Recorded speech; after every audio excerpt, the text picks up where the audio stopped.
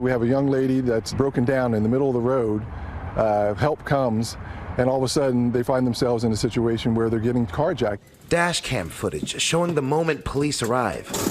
Stop! Cars fleeing in different directions, some with doors still swinging open, trying to get away. A high-speed chase ensues, the footage showing the moment the car reaches a T intersection.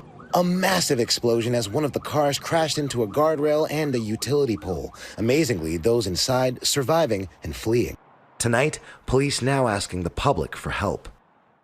With officers say they've recovered 2 vehicles from the scene they say are stolen. Tonight, police are still trying to identify suspects with the hunt for that 3rd vehicle ongoing. Whit? Carjacking, thank you. Now to the growing outrage overseas as newly released video appears to contradict the official account from Israeli leaders about a deadly attack in Gaza. The verified video appears to show a convoy with headlights and emergency signals on. Israeli forces had previously said the convoy was moving in the dark. The video was recovered from the cell phone of a Palestinian paramedic, one of 15 killed in March. And we want to warn you, the video is disturbing. Here's ABC's Inez de la Catera. Tonight, newly released video verified by ABC News appearing to show the moment a convoy of first responders and aid workers in Gaza came under fire, seeming to contradict the IDF's initial claims about a deadly strike on March 23rd that left 15 dead. The IDF saying shortly after the incident that when troops opened fire, the vehicles were advancing suspiciously toward IDF troops without headlights or emergency signals. The IDF also saying they killed a Hamas operative and 8 other militants in that operation. But this video, recovered from the cell phone of Rifat Radwan, a Palestinian paramedic killed in the attack, shows the vehicles moving with their headlights on, lights flashing, some people even wearing reflective gear before coming under fire. Tonight, the IDF saying in a new statement to ABC News the incident is under thorough examination. Under the Geneva Convention, it is a war crime to knowingly fire at a medic wearing clear insignia. An Israeli military official saying Hamas has previously used ambulances or similar vehicles to transport militants. With the UN saying these aid workers and first responders were killed while trying to save lives, they're now demanding answers and justice. Whit? All right, Inez, thank you. Tonight, China putting the brakes on a deal to save TikTok from being banned in the U.S. after those tariffs were announced. Let's bring in ABC's Alex Brochet in Washington. And Alex, President Trump now extending the deadline an additional 75 days, hoping to make this work. There's no question that President Trump is fond of TikTok. In fact, he credits the app with his victory in 2024. And so now, for a second time, he's stepped in and extended the deadline for TikTok's U.S. operations to become majority American owned, saving the app from an imminent ban after a deal stalled right before crossing the finish line. Now, Vice President J.D. Vance led negotiations between TikTok's parent company ByteDance and a group of U.S. investors. The deal would allow ByteDance to keep a stake under 20%, and Trump was to sign an executive order for the agreement this week, so long as China also signed off. Vance's team believed that they had a really good deal.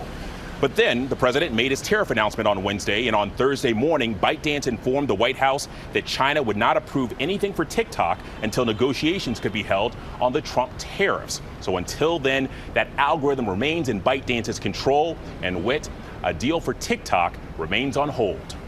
Alex Brochet for us, thank you. Now to the economy and consumers racing to stockpile items as the latest round of tariffs kick in. Some analysts warning Americans to brace for higher prices on everything from furniture to cars to groceries and alcohol. Here's ABC's Alexis Christoforous. Tonight, consumers going on a tariff-induced shopping spree, from appliances to alcohol. College senior Cedar Roach stocking up on champagne. There was a threat of a really large tariff on champagne, and I don't want to pay more to celebrate my graduation. Americans now rushing to buy before President Trump's tariffs are felt at the checkout counter. Economists warning the tariffs could cost the average family of 4 an extra $7,200 a year. Roach and her boyfriend loading up on Guinness, canned goods, even antiseptic wipes. I'm a diabetic, so using needles, disinfectant wipes, where they're largely manufactured in China, these are things that are likely to go up in cost. I did my math, I did my homework. Noel Piguero spending over $3,000 to get ahead of the tariff effect. I bought this TV, 40-inch TV, for $217. And I said myself, I'm pretty sure that TV gonna cost probably around $400. But tonight, experts urging against panic buying. It might make sense to stick with what you have for a little bit longer rather than going into debt to rush a purchase. Experts also warning tonight against hoarding items like toothpaste and toilet paper, saying there's no sign the tariffs will lead to shortages. Whit. Alexis Christoforous, thank you. And tune into This Week tomorrow morning. George Stephanopoulos interviews top White House economic advisor Kevin Hassett about the global fallout from President Trump's sweeping new tariffs, and an interview with Senator Cory Booker to discuss his record-breaking speech in the Senate. Now to the latest on a Maryland man mistakenly deported to a notorious prison in El Salvador. The Trump administration filed an emergency stay to temporarily stop a federal judge's order to return the man back to the U.S. Federal prosecutors claim, but he denies, having ties to a violent gang. He's married to a U.S. citizen. There is much more ahead on World News Tonight this Saturday. The measles outbreak keeps on growing. New cases reported in Texas at a daycare center. And if you plan to buy a Mega Millions ticket, better bring some extra cash. Next tonight, the measles outbreak in Texas shows no sign of slowing down. 7 young children at a daycare center in Lubbock have been diagnosed with measles. 1 child needed to be hospitalized. Statewide, at least 481 cases have been confirmed since the virus started spreading in late January. The vast majority of the patients were unvaccinated or with unknown vaccination status. And we have an important recall to tell you about tonight. Nearly 200,000 Vivitar blender bottles are being recalled. The Consumer Product Safety Commission says the blades can continue to operate when the bottle is not attached, posing a laceration hazard. No injuries have been reported, but the commission says customers should stop using the blenders, which were sold at Target between December and January. The manufacturer says it will contact customers about turning them in. When we come back here tonight, the major change for the Mega Millions lottery. To the index now, and big changes for Mega Millions. Today, the price of a ticket went from $2 to $5, which should mean much larger payouts. The average jackpot is expected to jump from $450 million to more than $800 million. And this is the biggest weekend for college basketball. The men's Final Four tonight, Auburn meeting Florida, Duke taking on Houston. And the women's final is set. Defending champ South Carolina beat Texas last night 74-57. They'll face UConn, which demolished UCLA 85-51. The Huskies back in the final for the first time in 3 years. You can watch it tomorrow right here on ABC starting at 3 p.m.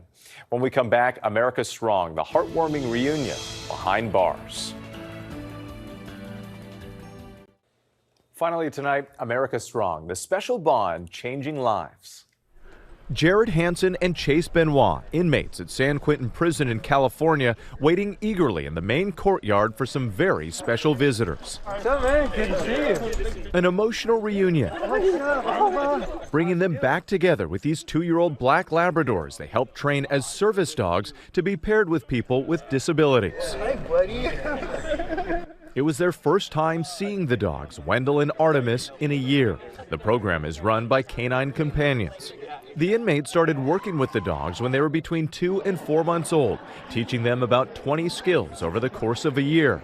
Artemis, trained by Jared, later matched with Benjamin Carter, a veterinarian from Portland, Oregon, who uses a wheelchair. He traveled to California for the reunion. He opens doors for me, really literally and figuratively. He does push plates and pulls doors, and he gives me confidence to go out and do more and try more things than I had.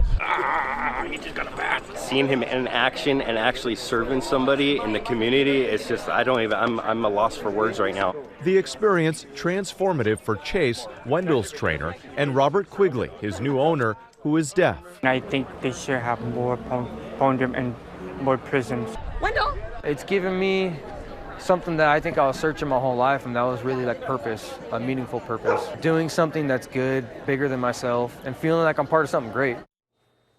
Definitely something great. Thanks so much for watching tonight. I'm Whit Johnson. Have a great night. Thank you for making World News Tonight with David Muir America's most watched newscast.